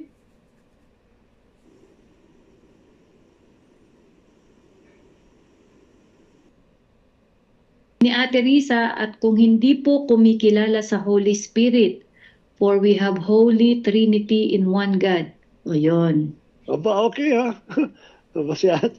Tama din, no? Nabanggit din yung Holy Spirit kasi dyan, yung band ng ano eh. Ano? One Spirit, sabi niya, one body, one Spirit. As you were called to one hope, when you were called, one Lord, one faith, one baptism, one God, and Father of all. Yan. Thank you po, Ate Riza, sa mga input ninyo. Sige de. Sige po, kukolektahin ko lang yung sagot po ng bansa sa atin. Alam niyo po, it's so hard for us na masabi natin ng isa pong iglesia, no? Mostly napapanood natin sa television o maaari sa social media, na sabihin na hindi talaga ito ay kapamilya ng ating Panginoon. O hindi iglesia ng ating Panginoon. Kasi we're trying to avoid also na mag-condemn tayo. Kasi baka naman pag nag-condemn tayo naman i-condemn na ating Lord, no? Mahirap kasi yun. Ang pinaka-basic lang para sa akin po, is that there are set of rules sa Bible o doctrines kung tawagin po nila na hindi mo pwedeng baguhin. That is dogmatic doctrine kung tawagin po yan. Dogma. Pag sinabi natin dogma, yun na po yun. Walang but, walang if, walang paano, walang ganito, but it is whatever the Bible said, that is dogma. Bigyan ko po kayo sa isa pong dogmatic na doctrine. No? Ang sabi ng ating Panginoon sa John 14 verse 6, I am the only way, the truth, not the life. No one comes to the Father except through Him alone. No? Yung pinakano po doon. So, nangangaulangan, this is dogma. If the church is teaching that there's some other way, no? Maaaring dadan ka kay Mary, maaaring dadan ka sa ganyan, then for me, I will not consider that is a Church of Christ. Hindi ko pa pwede consider. Kasi po, bakit po? Kasi na-violate na yung major doctrines, no? Which is the Lord Jesus Christ ang tunay na kaligtasan, and so on and so forth, no? Ang problema lang, pa nagkaroon tayo ng gray area. Of course, yun ang mahirap kasi. Now, yung gray area, na somehow, the Bible, hindi sinabing dogma po siya doon. Katulad, halimbawa, yung pagkain ng dugo, no? Yung iba pong body of Christ, they don't believe eating blood. Yan daw po ay prohibited. Pinagbawal daw po sa Old Testament, and until sa New Testament, pinagbabawal po yan. Yung iba naman po, naniniwala sila pwede nang kainin because there are some supporting verses na nagpapatunay na ipapanalangin mo lang, ipapasalamat mo, everything pwede mong kainin. So ito po, gray area po ito kung tawagin. No, he doesn't mean na hindi po pinalawanag ng doktrina, ng Bible, but of course, hindi siya maaari nabigyan importansya, maaari siguro sa body of Christ. Okay, kumain ka o hindi ka kumain, it doesn't matter. Yan ang pinakano po doon. No? Ang sinasabi ko lang dito, we have to look the Bible kung ano yung mga dogma na hindi na po natuturo o na ituturo po na mali ng bawat iglesia. Then that's the time that we can conclude. No? Hindi natin sila kino-condemn o hindi natin sila ginajudge, but rather because of in the light of the Word of God, sinasabi natin, mali na yung teaching. At the moment that you violate the doctrine of Christ, which is the major doctrine of Christ, then definitely, hindi mo pwedeng consider po na ito po yung iglesia ng ating Panginoon. I'll give you one good example para po matata. Recently po, may nangyari po sa Baptist. No? The Methodist po pala yun. Methodist. May nangyari po sa Methodist, United Methodist. yung pinakamalaking congregation. This is a universal church. No, isa pong international church po to. Nagkaroon po sila ng malaking issue about dun sa same-sex marriage. Na pwede ba ikasal o hindi pwede ikasal, ganun. At nagkaroon po ng issue po yun. Yung iba po na United Methodist, yung iba po United States, so on and so forth, sa ibang bansa, I think they already agree about these things, except for the United Methodist in the Philippines. UMP, no? Dito po sa Pilipinas po yun. They told that it is against the doctrine of Christ. Ito po yung mga ganitong klase na dapat na pinag-aaralan po natin. So far, I don't want any to conclude na mali yung pinaka. But definitely, when you conduct a same-sex marriage, lalaki sa lalaki, babae sa babae, then definitely it is against of course the Bible yan. Ang pinaka po yan. But in the light ng Word of God, and in order to be fair, no, I will take first my comment. Ang sinasabi ko lang, kahit po mga nanonood po, and I do believe marami sa atin nanonood po sa television, iba-ibang pong TV Christian TV, no, dapat maging maingat po tayo. Don't like something na kuha lang po tayo ng kuha, baka naman later on maiba na yung pananampalataya po niyo. Marami pong ganyan, nagsimula po ng tama, then later on, nauwi po sa mali. At tulad po sa Book of Galatians. So yun lang po paalala po sa bawat sa atin. Unity in diversity. But diversity should not be against the Word of God. Ang sabi nga ni Ate Rona ngayon na the church should be always Christ is the center. If it is Christ the center, nangangalaw whatever the doctrine of Christ, you should follow these things. Or else, kung hindi mo susundin po yun, nangangahulugan, you are not Christ-centered anymore. So yun lang po. Salamat po.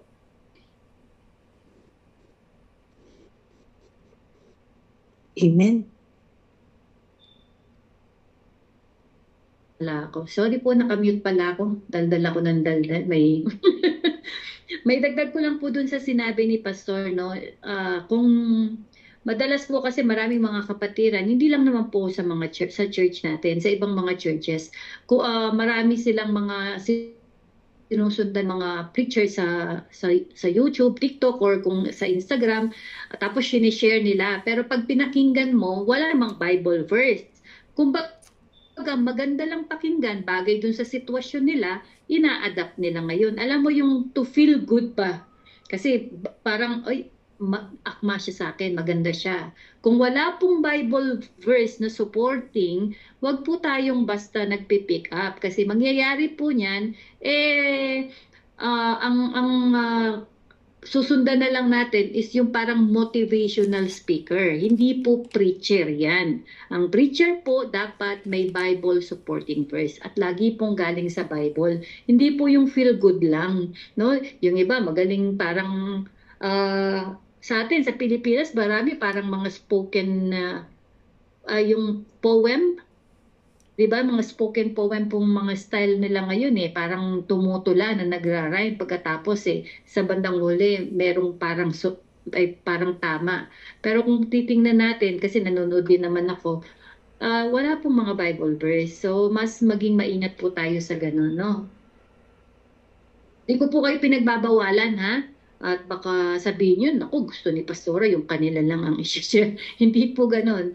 Mag-ingat po tayo. Kasi marami po ngayon ang nagiging motivational speaker na lang po ang mga pastor. They are not spiritually led.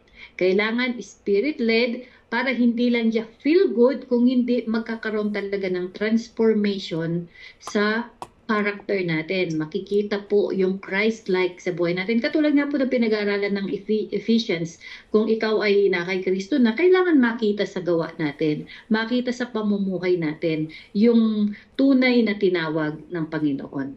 So, yun po. Sige, meron pa pong tanong? Daddy, may follow-up question ka pa? Wala na. Yan. Sige. Para magkaroon tayo interaction. Okay. In your own opinion, how could someone in prison like Paul can still encourage the church? Okay, sige po. Sino pong gustong sumagot? Sa opinion nyo lang po. Wala pong tama at maling sagot. Opinion po ninyo. O sige po.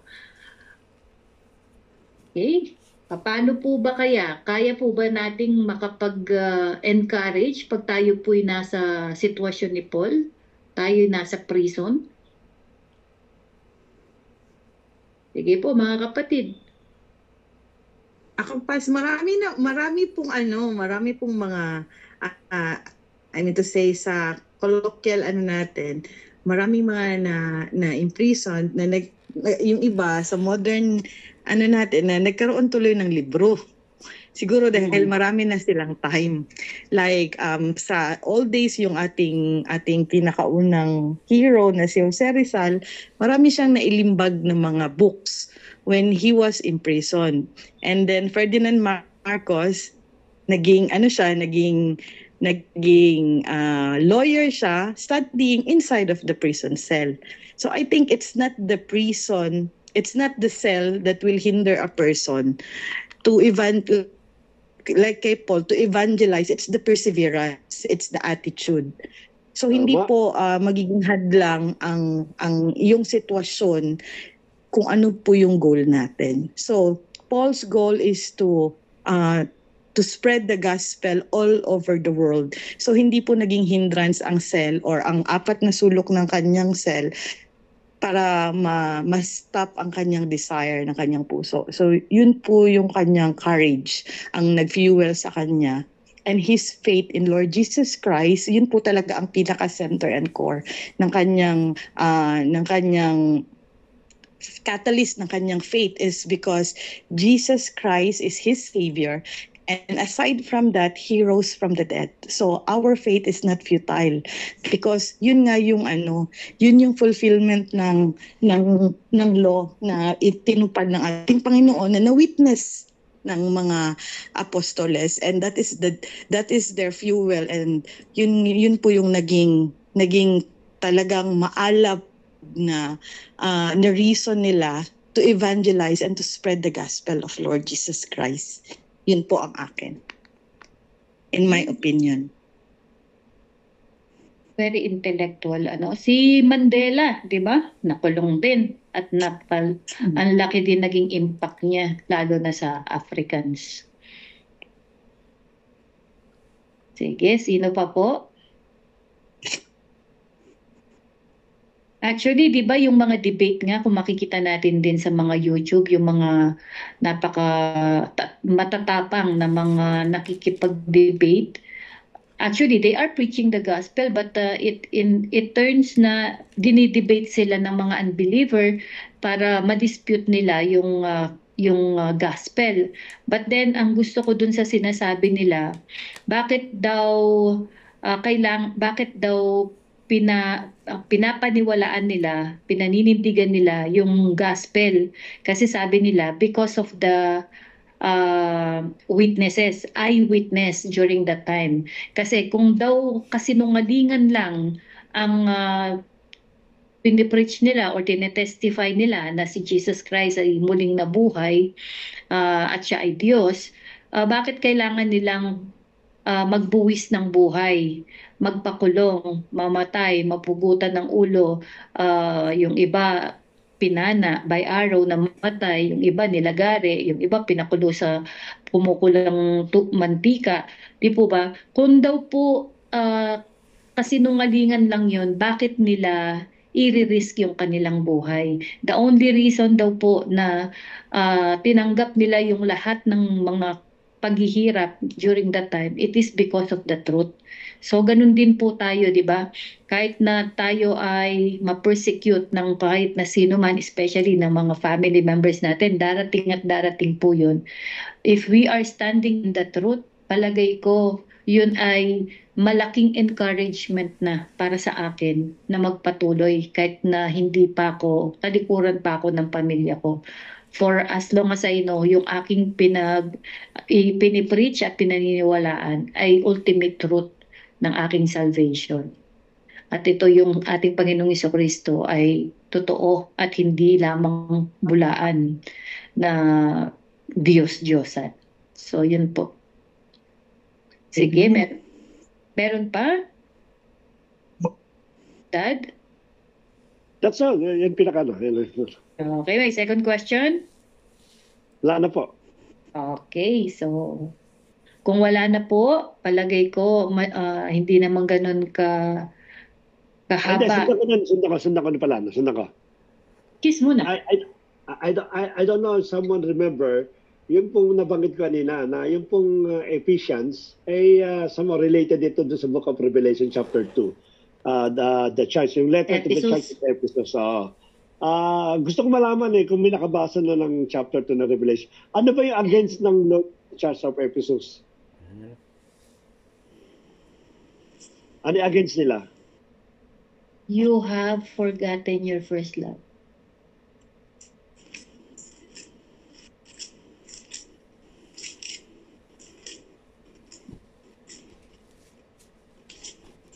But I have this against you. You have abandoned your first love. Yung ibang version, forgotten your first love.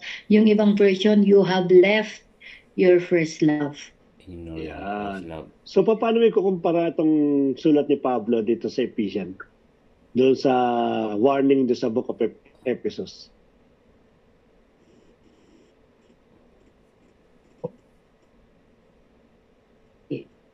Basahin ko po ha. God part. Sabi po dito, these are the words of him who hold the 7 stars in his right hand and walk among the 7 golden lampstands. I know your deeds, your labor, and your perseverance. I know that you cannot tolerate those who are evil, and you have tested and exposed as liars those who falsely claim to be apostle. Without growing weary, you have persevered and endured many things for the sake of my name. But I have this against you. You have abandoned your first love. Okay? Abandon ang first love. Ito po yung nung kailan nabalag natin ni Pastor, palagi po natin sinasabi, chine-check po namin yung heart namin, baka ministry na lang.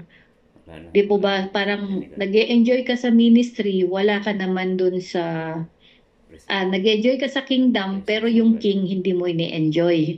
Nakalimutan mo yung king. Kumbaga, abalang-abala ka sa lahat ng gawain sa simbahan, pero nakakalimutan mo yung love mo na sa Panginoon.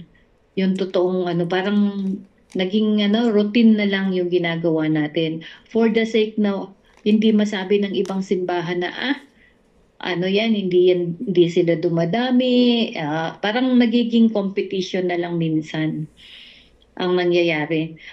So para sa akin, always check our heart, no, kung nasaan po ba yung faith natin, kung nadudumpay talaga yung pagmamahal natin sa Panginoon. Pumupunta po ba tayo sa simbahan for the sake ng mga kapatiran para masabing attendance lang, o talagang nadudoon yung talagang pagmamahal natin? Kasi yun po yung hahanapin ng Panginoon sa atin.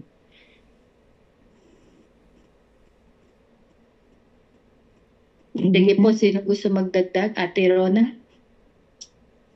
Dagdag ko dyan yung sabi ni Pasdi, kung ano yung counterpart, yung niya, nung Revelation binasa nyo. Kasi nabasa ko sa Ephesians 5, yung sinabi dito na, be imitator of God, therefore as dearly loved children, and live life of love, just as Christ loved us and gave himself up for us as a fragrant offering and sacrifice to God. So, ito yung binigay ng Panginoon. Tapos, dun sa Revelation, makalimutan natin yung first love natin. Sa Ephesians 5:1-2, ibinigay sa atin ng ating Diyos ang kanyang buhay for our salvation because He loves us so much. So yung kanyang yung yung passage na to na nagre-reflect talaga ng pagmamahal sa atin ng Panginoon. Sabi niya sa tuno, walk in love just as Christ loved us and gave himself up for us as a fragrant sacrifice offering to God. So yung word na walk in love,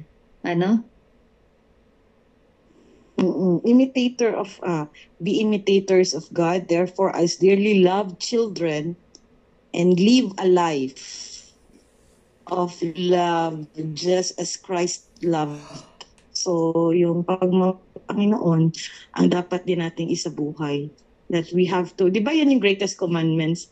Love your God with all your heart, with all your soul, and with all your, and then after that, love your, yung second is love your brother and sisters Love your and neighbor. neighbors as you love yourself. So, yun yung yun yung greatest commandments na dapat nating always isabuhay na marami po sa atin na nakakalimutan natin. That's why on the Revelation, inano ng Panginoon na we have forgotten our first love. Kasi He first loved us. Okay. Maganda yung version dito, te, sa BSB. Sa 2, and walk in love just as Christ loved us. And then may kaduktong siya. Para sa akin yun yung pinaka-keyword, no? Walk in love as Christ loved us. Kasi pwede naman tayong mag-ministry nang wala ng love eh. 'Di ba? Kaya nga wala na, hindi na yun the best ang binibigay ng mga kapatiran.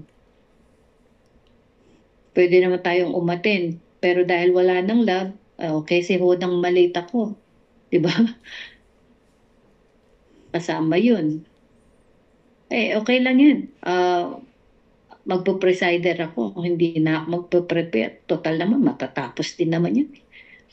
Mas magsalita lang ako ng konti nun, tapos na, di ba? Kasi, but when you are in love sa Panginoon, paghahandaan mo talaga. Hindi pwedeng pumunta ka lang ng simbahan ng kung ano na lang ang madampot mong damit dyan sa aparador mo, hindi mo malang pinalansya. Time for check, no? Mag-cross-examine po tayo ng ating mga puso kung nandoon pa ba yung ating first love sa Panginoon. May dadagdag ka? Opo, tinanong kanina, look, napakaganda kasi ng Bible, tingnan niyo. The book of Revelation was written around, siguro after for so many years, bago nasulat po ni John, yung pong Revelations. Now, look at the way Paul reminded the book of the Ephesian people. No? Kasi sabi nga natin, after nakilala niya yung grace, then he encouraged about the works. Yung pagtatrabaho nila o yung imbunga ng kanilang pangyayaya. But at the end of the letter ni Pablo, ang sabi niya, be strong, be firm. Isuot mo yung full armor mo kasi alam niya aatakihin ito. And it so happen, kung i-connecta natin yung dalawa, yung Ephesians at yung Book of Revelation chapter 2, na hindi tama nga naman. Siguro itong Ephesians na sobrang labor nila, sa sobrang eagerness nila makapaglingkod sa ating Panginoon because yun ang bunga, yun ang pinupuri ni Pablo eh. So nagtrabaho sila sa ministry, na busy sila, and yet hindi nila napansin yung palang pag-ibig nila sa kanilang Diyos nung unang tin-establish ni Paul, baka wala na nga naman. Kaya nire-remind po sila. Kaya maganda po yung pagkakasulat ni Pablo eh. No? Hindi lang po yan, kundi yung reminder din sa bawat sa po sa atin. Baka we keep on serving God, we keep on doing the ministry, baka naman because maaaring nasanay na lang tayo, naging part na lang ng buhay natin, pero yung pag-ibig natin, yung ating kagalakan, na matapos yung lahat ng bagay sa paggawa sa ating Panginoon. Baka wala na siguro doon. So ito panawagan din ni Pablo at ni John na okay, keep doing sapagkat ito ang resulta ng biyaya na pinagkaloob sa nating Panginoon eh. But never alisin mo ang pag-ibig sa lahat ng ginagawa. Nga sabi ng Colossians chapter 3 verse 23, ba? We don't do this Whatever with you heartily. Whatever you do it heartily unto the Lord. Yan. Dapat malagi may puso. So, reminder po yun sa bawat sa puso natin. Okay. So, again po, ang sabi natin, check po natin, no? Baka pagka umattend kayo, nihintay mo lang conclusion na. Wala nang first love. Hindi ka na na-excite dun sa message ng, di ba parang kunwari, ako'y in love dun sa aking boyfriend. At pagkatapos, nagpadala siya ng message kay Kuya Dave. Di ba excited ako? Gusto ko nga ulit-ulitin pa ni Kuya Dave. Ano nasabi? Paano niya sinabi? Ano yung emotion niya? Ano yung tsura niya nung pinapasabi niya yan? Di ba? Dapat ganun din tayo kasi yung preacher, yung word na dinideliver niya, pinapasabi ng Lord yun sa'yo. Kaya kailangan excited kang Nasa makinig. book of Talagang John. nanamnamin mo yung mensahe, hindi yung hinihintay mo na lang yung conclusion. Di ba? 15. Parang ano nga sabi niya? Yun ba? Okay, wala. Hindi mo yun daw. Kasi pag mahal mo, excited ka eh. Gusto mo nga paulit-ulit eh. Naiinis na nga yung kausap mo ulit-ulit.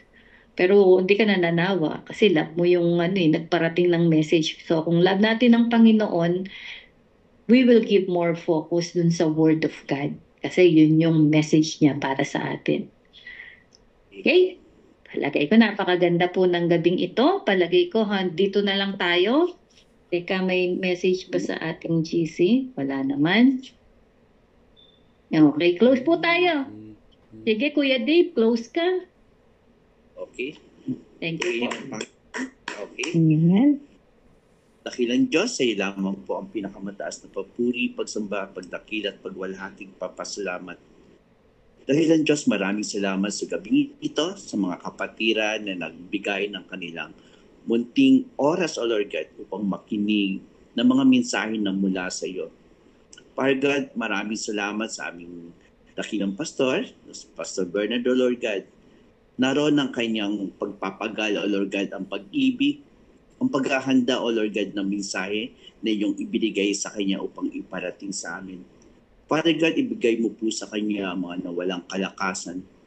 Patuloy mo pong buhusan siya, O Lord God, ng pag-ibig upang i-share sa amin, O Lord God, ang mga mensahe na nais ninyo na iparating sa amin upang ang aming spiritual na buhay, O Lord God, masigit man lumago. Maraming salamat, O Lord God, mga oras na patuloy niyang ibinibigay, idinudulog niyo sa inyo upang hilingin ang tamang mensahe na inyong nais iparating sa amin. Pagpalain mo po ang bawat gawa ng kanyang bawat kamay, ganun din po ang kanyang mahal na Pastora Irene, O Lord God, sa kanilang pakikipag-isa upang kami, O Lord God, ay palalahanan, bigyan ng kaalaman, O Lord God, upang sa araw-araw namin buhay ay maging gabay namin ito, O Lord God, upang tumindi pa ang aming pagdanasa na masigit pa na aming pakaabangan, O Lord God, ang mga mensahe na nais ninyong iparating pa sa amin, O Lord God. Maraming salamat sa mga kapatiran namin, O Lord God, na nagbigay ng kanilang munting oras, O Lord God. Kahit na sila ay pagod, O Lord God, sa kanilang mga bawat trabaho, ay naroon pa rin ang kagalakan, O Lord God, naroon pa rin ang kapanabigan, O Lord God, upang marinig ang mga mensahe ninyo. Father God, muli sa aming paghiwa-hiwalay, pagkalooban niyo po kami ng kapayapaan sa aming pagtulog, O Lord God, na nawa ang mga mensahe nito ay maglinger, O Lord God, sa aming isipan, sa aming puso, upang sa bawat araw na daraan ay ma-share din namin ito sa mga taong nakapaligid sa amin. Yes, Lord. Bigyan mo rin po kami, O Lord God, ng kababaang puso, O Lord God, tulad ng nasabi ng aming butihing pastor na hindi, O Lord God, ang bawat gawa namin ang dapat namin ipagyabang, kundi Yes, Lord. dapat lamang namin itaas ang iyong dakilang pangalan, dapat lang namin ipagyabang, O Lord God, na meron kaming Diyos na buhay, na meron kaming Diyos na tumutugon sa aming bawat panalangin, meron kaming Diyos na sa araw-araw ay nagpoprotekta, nagmamahal at nagpapatawad sa lahat ng aming mga kasalanan.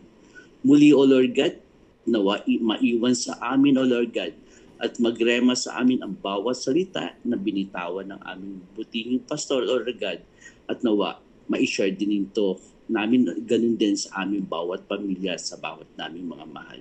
Minsan pa, O Lord God, maraming salamat sa araw dito na muli ay kapanabigan din namin ang susunod na Lunes, O Lord God, at sama-sama kami muli ng makinig ng iyong mga salita. Muli, O Lord God, iwanan ninyo sa amin ang iyong pag-ibig, iyong awa, grasya, pagmamahal, O Lord God. Ito po ang aking samot dalangin sa dakilang pangalan ni Jesus sa pakikisa ng Banal na Espiritu Santo. Amen. At Amen. Amen. And God Amen. you very much for your attendance. So. Thank you. God bless God bless po. po. Good night. Good night. Yes. Good night. Good night. Po. Good night. Good night. Yeah.